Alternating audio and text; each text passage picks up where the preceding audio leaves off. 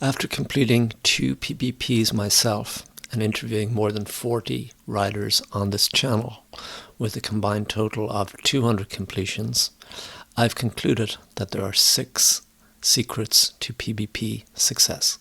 The first secret for PBP success before training, qualifying, or riding the event is really trying to understand your goals for PBP. Once you understand that, everything else should fall into place. To understand what you're hoping to get out of PBP, I recommend that you ask yourself these 2 highly consequential questions. 1, ride fast or slow? Do I want to do a Charlie Miller or do I want to do an Adrian Hans?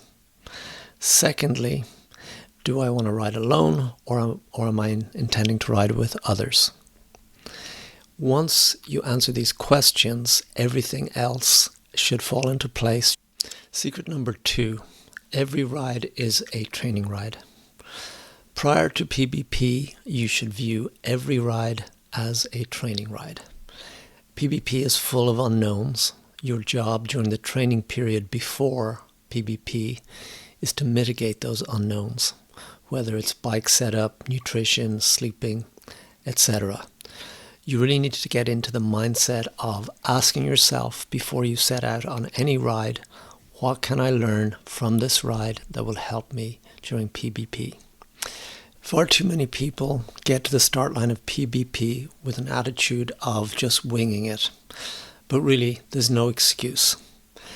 The training period up to PBP should be used to dial in every aspect of your ride. Secret number 3. Minimize time off the bike. The vast majority of PBP riders will finish with a moving time somewhere between 50 and 60 hours. If you look at my 2023 stats, you can see that my moving time was 54 hours, yet my total time was 86 hours and 36 minutes. That's 22 hours and 36 minutes off the bike, nearly an entire day. Not sure where all that time went, but it really is about trying to understand and minimize that time off the bike. Being aware of your total time versus moving time is key. I'd recommend adding these metrics to your bike computer and learn how to minimize stops. Secret number 4, do not underestimate the stress of logistics. This is consistently the most underestimated challenge of PBP. Many participants describe a huge weight being lifted once they get themselves and their bike to the starting line of PBP. Frankly, there's a lot that can go wrong. Here's 3 things that I really recommend that you do to reduce anxiety for PBP logistics. 1, AirTag your baggage. 2, arrive days early. This is key in my mind. The sooner you can arrive, the less likely you are to have problems. And then the last one is once you arrive, try to do multiple training rides on your reassembled bike. Secret number 5, things will not go according to plan. This is actually guaranteed. Therefore, you should have a plan B and a plan C.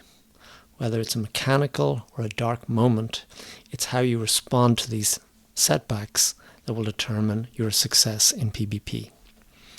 Think through in advance how you will deal with specific challenges. Don't expect your brain to make rational choices the deeper you get into PBP.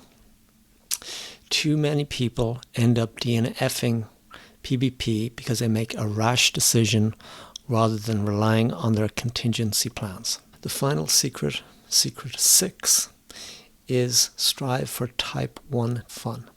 There's this concept you may have heard about for the different types of fun in endurance sports. Type 1 is the best since it's fun in the moment and also retrospectively.